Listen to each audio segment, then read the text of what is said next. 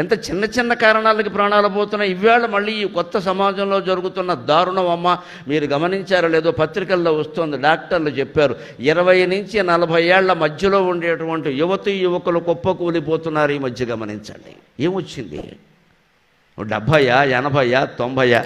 పైగా చెబుతున్నారు ఈ ఇబ్బంది 70 ఏళ్ల వాళ్ళకి లేదని చెబుతున్నారు. వాళ్ళు అదృష్టవంతులు. ముసలాళ్ళే గట్టిగా ఉంటారు. యువతులు కూలిపోతున్నారు. 20 నుంచి 40 అంటే ఎవరండి? యువకులు గాక. ఎందుకని?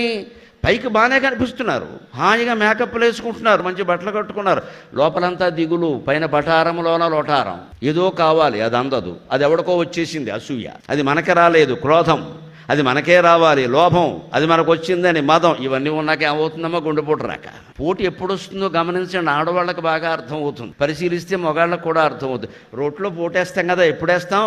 ఏమైనా ఉంటేనే వేస్తాం. ఖాళీ రోట్లో ఎవడో పోటీ వేయడు కదా. రోట్లో పోటీ ఎప్పుడేస్తారు? ఏదైనా ఒక పదార్థం అందులో ఉంటే దాన్ని కాస్త పిండి చేయడానికి పోటేస్తారు. అది ఏమన్నా ఉంటేనే పోటేస్తారు. గుండెల్లో కూడా ఏమైనా ఉంటేనే పోటు వస్తుంది, ఏమీ లేకపోతే ఏమీ రాదు. ఇక్కడ అది ఏమీ లేకుండా ఎప్పటికప్పుడు చిత్తశుద్ధి అంటారు, ఖాళీ చేసేసుకోవాలి. ఒక్క మాట ఆలోచించండి, చాలా చిన్న విషయం, మనం ఎప్పుడూ ఆలోచించం. జిడ్డు కృష్ణమూర్తి గారు తన ఉపన్యాసాల్లో చెబుతాడు ఈ మాట. అన్నం తిన్నావు కదా, తిన్న తర్వాత అన్నం ఏమైందని ఆలోచించావా అన్నాడు. ఈ నీళ్ళు అయింది ఎవడో ఆలోచించలేదండి. శుభ్రంగా రకరకాల పదార్థాలు వేసుకుని తిన్నాం, కడుపు నిండింది. లోపలికి వెళ్ళి ఏమైందో ఎప్పుడైనా ఆలోచించావా? లేదే.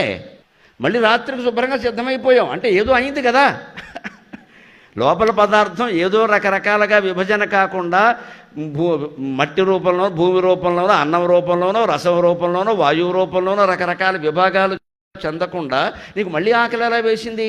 ఈ లోపు ప్రక్రియ అంతా ఎవరు నడిపించారు? ఆదిశక్తి రమేయాత్మ పరమా పావనాకృతికి అనేక కోటి బ్రహ్మాండ జనని దివ్య విగ్రహ వ్యాపిని వివిధాకార విద్యా స్వరూపిణి ఆవిడ నడిపించిందండి అమ్మవారు మహాశక్తి. మనకి తెలుసా? రోజు ఆలోచించామా? తేడా వస్తే ఓ బెళ్ళ వేసుకున్నాం, లేకపోతే వేసుకోలేదుగా.